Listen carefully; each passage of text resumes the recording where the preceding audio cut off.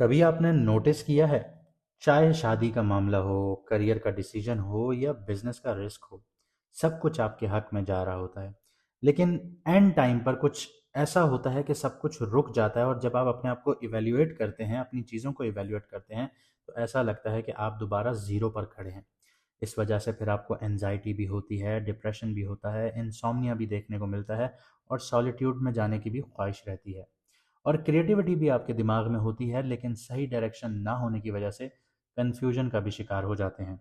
इस वक्त आसमान में भी प्लैनेटरी पोजीशन कुछ इसी पैटर्न पर चल रही है, जो आपको आगे भी लेकर जा सकती है या फिर उसी एक लूप में फंसा भी सकती है। वीनस, सन, मरकरी और मार्स, ये इतने पावरफुल प्लैनेट्स हैं और एक ही घर में बैठे हैं, लेकिन अगर ये बैलेंस ना हो तो रिश्ते आप लोगों के डिले होंगे। चाहे आप शादी के लिए रिश्ते ढूंढें, एक तो रिश्ते नहीं मिलेंगे, रिश्ता हो जाएगा, निकाह हो जाएगा, टूट जाएगा, बात पक्की हो गई, टूट गई। इसी तरह आपको जॉब में प्रेशर भी देखने को मिलेगा, ऑफिस पॉलिटिक्स भी बहुत ज़्यादा बढ़ना शुरू हो जाएगी।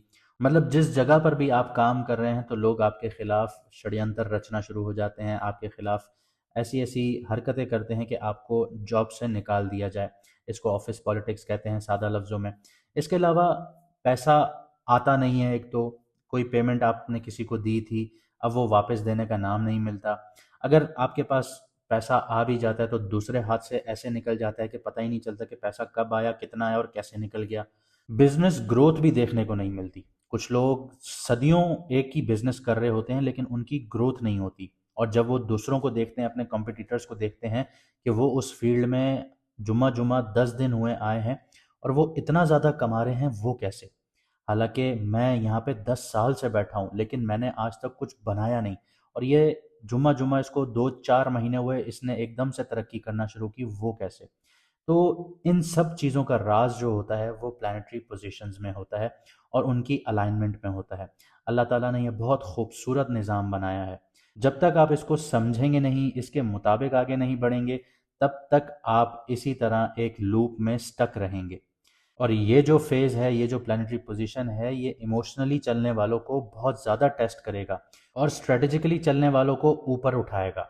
और सबसे इम्पॉर्टेंट बात यह है कि जो मार्स का ट्रांजिट है, ये आप सबको एक सिंपल ट्रांजिट तो लग सकता है, लेकिन इसका जो रिजल्ट होगा वो हर किसी के लिए अलग होगा। इसकी एक छोटी सी मिसाल ऐसे देता हूँ कि 2024 में अक्टूबर से जो मार्स था वो कैंसर में आया था। हालांकि उसके नीच का घर है, काफ़ी लोगों को ऊपर उठाया और कई हद तक लोगों को इसने बिठा दिया, पैसा रोक दिया, शादियां नहीं हो रही, घरों में लड़ाई होने शुरू हो गई, कारोबार ख़त्म होना शुरू हो गए। लोगों के पास कुछ था ही नहीं। मतलब आप अपनी लाइफ के 2024 के साल उठा लीजिए, 2023 उठा लीजिए और 2025 उठा लीजिए, आप इंतहाई बुरे साल कहेंगे इनको, क्योंकि मार्स ने तकरीबन 4 से 6 महीने कैंसर में गुजारे थे। लेकिन अब मार्स का ट्रांजिट हो रहा है उसकी उच्च की राशि में, यानी एग्जॉल्टेड पोजीशन पर हो रहा है, लेकिन यहाँ पे दूसरे प्लैनेट्स भी हैं और यहाँ पे फेवर उनको मिलेगा जिनकी पर्सनल चार्ट कुंडली या जायचे में मार्स स्ट्रांग होगा। जैसे अल्लाह ताला ने हमारे फिंगरप्रिंट्स बनाए हैं, हर किसी के अलग होते हैं, इसी तरह हर किसी की कुंडलियां भी अलग होती हैं। तो ये निज़ाम अल्लाह ताला का हर किसी पर काम करता है। और यहाँ सबसे मज़ेदार बात यह है कि अगर आप मार्स की एनर्जी सही डायरेक्शन में यूज़ कर लेंगे तो रिश्ते स्मूथली सेटल होना शुरू होंगे, करियर भी बूस्ट होना शुरू हो जाएगा, जॉब और बिजनेस में क्लैरिटी और पैसा भी आपका स्टेबल होना शुरू हो जाएगा। लेकिन अगर आप इस चीज़ को इग्नोर कर देंगे तो वही एनर्जी आपको टेस्ट करेगी, एक्सपोज करेगी और पुश करेगी। अगर आप अपनी लाइफ में ये कॉस्मिक एडवांटेज चाहते हैं, शादी, करियर, जॉब, बिजनेस, इन सारी चीज़ों को सही डायरेक्शन में लेकर आगे बढ़ना चाहते हैं, तो आप मैडम एस्ट्रोलॉजर एन बख्श साहिबा से अपनी कुंडली जायचा बनवाकर पर्सनल गाइडेंस ले सकते हैं। ये फेज़ अपने फेवर में कन्वर्ट कर सकते हैं। स्क्रीन पर जो व्हाट्सएप नंबर आ रहा है आपके पास, उस पर मैसेज कर कर अपॉइंटमेंट बुक करवा सकते हैं। इसके अलावा कुछ खसूसियात मैं आपको बताता हूँ मार्स के बारे में, यानी मरीख के बारे में, यानी मंगल के बारे में। अल्लाह ताला ने ये निज़ाम कुछ ऐसा बनाया है कि मार्स के अंदर जो खसूसियात रखी हैं इंसान के ऊपर काम करने के लिए, वो ऐसी हैं कि मार्स इंसान के अंदर हिम्मत पैदा करता है, एनर्जी पैदा करता है, एक्शन का प्लैनेट है बेसिकली, इनिशिएट करने का प्लैनेट है। और जितने भी आपके बोल्ड डिसीजंस होते हैं कि आपने बिना सोचे समझे कदम आगे बढ़ा दिए, ये उसके लिए रिस्पॉन्सिबल होता है। और कैप्रिकॉन जैसे साइन में इसकी जो एनर्जी है वो डिसिप्लिन फॉर्म में आ जाती है, स्ट्रेटेजिक फॉर्म में आ जाती है। अगर आप देखें किसी का मार्स इंतहाई ख़राब हो तो वो इंसान किसी को मारने से भी पीछे नहीं हटेगा। लेकिन कैप्रिकॉन में जब ये मार्स होता है तो ये सारी चीज़ें कंट्रोल हो जाती हैं, क्योंकि मार्स नेचुरली एग्रेसिव है, इम्पल्सिव बिहेवियर है ना मार्स के अंदर। लेकिन जब कैप्रिकॉन में होता है तो कैलकुलेटिव मूव इसके ज़्यादा हो जाते हैं। गोल्स अचीव करने की इसके अंदर हिम्मत होती है, डिटर्मिनेशन होती है। यहाँ पे आपको एक और चीज़ बताता हूँ कि आपने कुछ लोग देखे होंगे कि कोई काम इनिशिएट करते हैं और बीच में छोड़ देते हैं। लेकिन जिसका मार्स बहुत अच्छा होगा, एग्जॉल्टेड होगा, तो वो अपने चैलेंजेस को, अपने जो उसने कदम उठाए हुए हैं वो उनको डिटर्मिनेशंस के साथ पूरा करेगा, अपने गोल्स अचीव करेगा, लॉन्ग टर्म लेके चलेगा। एग्जॉल्टेड मार्स जो होता है सस्टेनेबल रिजल्ट्स देता है। यहाँ पे चाहे आपने किसी भी तरह से गवर्नमेंट जॉब में जाना है, कम्पिटिटिव एग्जाम्स देने हैं, कुछ भी करना है, ऐसा इंसान तब तक हार नहीं मानेगा जब तक ये चीज़ें पूरी नहीं करेगा। इसके अलावा ऑब्स्टिकल्स को डायरेक्टली फेस करता है। कोई आगे से आपको थ्रेट देगा, आपका मार्स बहुत अच्छा है, आप बिना डरे आप उसके सामने खड़े हो जाएंगे। और अगर आपका मार्स खराब होगा तो आपके दिल में डर बैठ जाएगा और आप आगे बढ़ नहीं पाएंगे। इसके अलावा मार्स कुंडली में जो फंक्शन प्ले करता है वो आपके ब्लड का करता है, आपको ब्लड से रिलेटेड इश्यूज का करता है, फिजिकल वाइटलिटी का करता है, आपकी करेज का करता है। तो इसमें आपकी हेल्थ ओवरऑल आ जाती है, ब्लड से रिलेटेड आपका स्टेमिना आ जाता है, आपकी बहादुरी का इंडिकेटर आ जाता है, करेज का इंडिकेटर आ जाता है। और कैप्रिकॉन में मार्स डिसिप्लिन लाइफस्टाइल और इंड्योरेंस को स्ट्रेंथन करता है।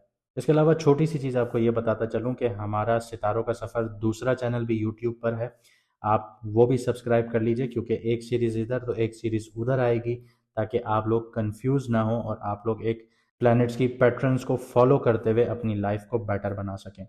मार्स कभी भी किसी भी घर में ट्रांजिट करता है तो ऑलमोस्ट 40 डेज वहाँ पे रहता है, और 16 जनवरी 2026 को मार्स ट्रांजिट कर चुका है कैप्रिकॉन में। आइए समझते हैं कि इसका असर आपकी कुंडली पर क्या पड़ रहा है। अब बात करते हैं लिब्रा मून साइन वालों की, यानी कि तुला राशि, यानी कि बुर्ज मिजान वालों की।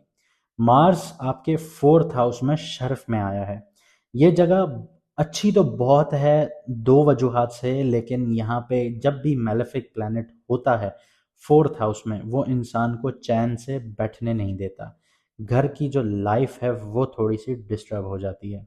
लेकिन ये आपकी घर भी है, प्रॉपर्टी भी है, इमोशनल फाउंडेशन भी है, माँ का घर भी है, इनर स्टेबिलिटी भी है, मन का सुकून भी है, रियल स्टेट भी है, गाड़ी भी है आपका 4th हाउस। तो यहाँ पे सबसे इम्पॉर्टेंट चीज़ जो है वो है मन का सुकून। मन का सुकून यहाँ पे डिस्टर्ब होगा। लेकिन यहाँ पे आपकी माँ के साथ जो आपके रिलेशंस हैं उनमें भी थोड़ा गर्मा गर्मी रह सकती है। यहाँ पे आपको जो सबसे इम्पॉर्टेंट चीज़ है वो ये है कि आपका घर, प्रॉपर्टी, आपकी रियल एस्टेट और गाड़ी, इन चीज़ों से रिलेटेड अगर आप कारोबार करते हैं तो अब आपके प्रॉफिट यहाँ पे बहुत ज़्यादा होना शुरू होंगे। लेकिन यहाँ पे मेरी एक जो बात थी कि हर कोई इस चीज़ को ना पकड़ ले कि हमारे साथ ऐसा नहीं हो रहा। हर किसी की प्लानिटरी पोजीशंस जो होती हैं उनकी कुंडली में अलग होती हैं, जैसे मैं वीडियो के शुरू में बता चुका हूँ। अब एस्पेक्ट्स की बात करें, नज़रात की बात करें, दृष्टियों की बात करें, तो चौथी नज़र जो है वो 7वें घर पर पड़ती है, 7वीं नज़र जो है वो 10वें घर पर पड़ती है, और 8वीं नज़र आपके 11th हाउस में पड़ती है। यानी ये एक प्रॉपर वे में जैकपॉट है। लेकिन 4th हाउस में जो बैठा मार्स है और 7वें घर को देख रहा है, तो जो हजरात शादी का सोच रहे हैं तो उनको थोड़ा सा डिफ़िकल्टी फेस करनी पड़ सकती है। या फिर आप लोग अगर किसी रिलेशनशिप में हैं तो अब आपकी जो कम्युनिकेशन है वो थोड़ी हीटेड हो सकती है। लेकिन क्योंकि 7वां घर जो है आपका पार्टनरशिप्स का घर है, आपकी शादी का घर है, आपके बिजनेस पार्टनरशिप्स का घर है, आपके खुले दुश्मनों का घर है, लीगल मैटर्स का भी घर है। और 7वीं नज़र जो 10वें घर पर डाल रहा है तो वो आपके करियर का घर है, आपकी अथॉरिटी का घर है, प्रोफेशन का घर है, पब्लिक इमेज का घर है, रिकग्निशन का घर है आपकी। तो इस टाइम पीरियड में आपको रिकग्निशंस भी मिल सकती हैं। 8th हाउस की बात करूँ तो 8th एस्पेक्ट की बात करूँ तो 11th हाउस पर पड़ रही है। यहाँ पे आपके दोस्त यार आ जाते हैं, सोशल नेटवर्क्स आ जाता है, आपकी उम्मीदें आ जाती हैं, आपकी ख्वाहिशात आ जाती हैं, आपके मुनाफे आ जाते हैं, आपका सोशल सर्कल आ जाता है, बड़े भाई आ जाते हैं। और यहाँ पे जो सन, वीनस और मरकरी बैठे हुए हैं उनका भी सपोर्ट आपको मिलता है फोर्थ हाउस का। तो घर, emotional security, property, real estate, family strategies, ये सारी चीज़ें एक्टिवेट होती हैं आपको। लेकिन मार्स सबसे ज़्यादा डोमिनेंट है। तो आपको हिम्मत भी मिलेगी, आप इनिशिएट भी ले सकते हैं, इनिशिएटिव आपके बहुत स्ट्रांग होंगे, एक्शंस होंगे घर में आपके, आपको एग्रेसिव अप्रोच देखने को मिलेगी। इसके अलावा फैमिली, प्रॉपर्टी, इमोशनल फाउंडेशन, ये सारी चीज़ें एक्टिवेट होंगी। सन यहाँ पे थोड़ा सा वीक है, तो ईगो देगा आपको, प्राइड मैनेजमेंट पर आपको काम करना होगा, वरना आपकी जो डोमेस्टिक लाइफ है वो डिस्टर्ब होगी, पर्सनल प्रोफेशनल लाइफ उसकी वजह से फिर डिस्टर्ब होगी। तो यहाँ पे आपको समझना होगा कि आपको बैलेंस कैसे करना है। वीनस और मरकरी भी जैसे मैंने आपको बताया यहीं बैठे हैं, तो आपको प्लानिंग से चलना होगा, स्ट्रैटेजी से चलना होगा, कम्युनिकेशन सही करनी होगी। अपने जो वर्ड्स हैं वो बोलने से पहले 2 दफ़ा सोचिएगा कि आप किसको क्या बोल रहे हैं। नेगोशिएशन में आपको सपोर्ट मिलेगी, वही बात है कि आपके अल्फाज कैसे हैं। अब अगर हम करियर, बिजनेस, जॉब और फाइनेंस के हवाले से देखें, तो करियर भी आपका अब अपलिफ्ट होगा, आपको हिम्मत मिलेगी कि आप करियर में आगे बढ़ सकें, अथॉरिटी आपको पोजीशंस मिल सकती हैं, अथॉरिटेटिव पोजीशंस मिल सकती हैं। पब्लिक इमेज जो है वो अब आपकी टेस्ट होगी। यहाँ पे सन वीक है, तो याद रखिएगा जहां आप ईगोइस्टिक अप्रोच लेंगे, इम्पल्सिव अप्रोच लेंगे, तो आपकी पब्लिक इमेज जो है वो हॉट वाटर्स में जा सकती है। अब चौथी नज़र से सातवें घर को जो एक्टिवेट करता है मार्स, तो ये पार्टनरशिप, बिजनेस पार्टनरशिप आप ले लीजिए, उसमें भी थोड़ा सा आपको सपोर्टिव रहेगा आपके लिए। आपके बिजनेस अलायंसेस के साथ आपका सपोर्ट रहेगा, लीगल मैटर्स में भी अब आपको सपोर्ट करेगा। लेकिन शर्त यह है कि आपको स्ट्रैटेजी के साथ आगे बढ़ना होगा। जहां आप इम्पल्सिव बिहेवियर शो करेंगे, वहां ये चीज़ें नेगेटिव वे में काम करेंगी।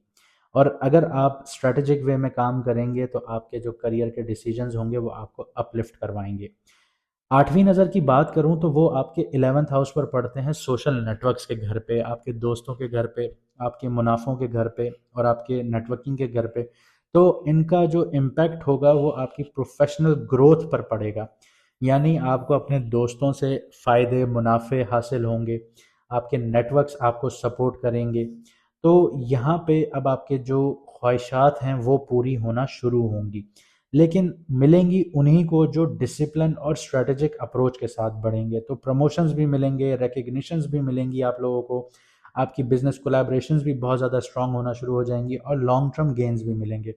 लेकिन जैसे मैंने आपको बताया कि सन थोड़ा सा यहाँ पे वीक है, क्योंकि वो उसकी एनिमी का घर है।